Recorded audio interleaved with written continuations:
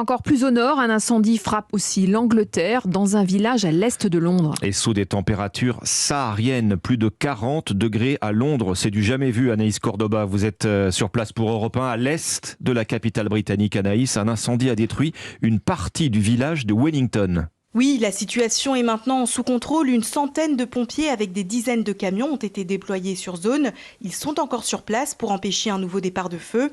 Le feu a pris d'un peu plus tôt cet après-midi autour de prairies et de plusieurs bâtiments dans ce village de 300 habitants. Plusieurs maisons semblent avoir été détruites, d'autres sont très endommagées. Pour l'instant, aucune victime n'a été déclarée. À cause de la chaleur, une dizaine de feux moins importants ont pris autour de la capitale cet après-midi. En tout, plusieurs centaines de pompiers sont mobilisés. Le maire de Londres a déclaré un incident majeur et dans les rues du centre-ville, ces incendies inquiètent. Je ne m'attendais pas à ça à Londres. J'ai vu que ça arrivait en Espagne et en France, c'est déjà proche de chez nous. Mais oui, là, ça paraît fou, ça fait peur. J'espère qu'on arrivera à agir collectivement pour remédier à ça.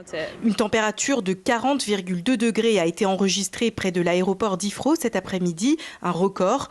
Cette canicule a aussi causé des annulations de trains dans la capitale et de nombreux malaises. Le service d'ambulance reçoit actuellement 400 appels par heure. Anaïs Cordoba à Londres.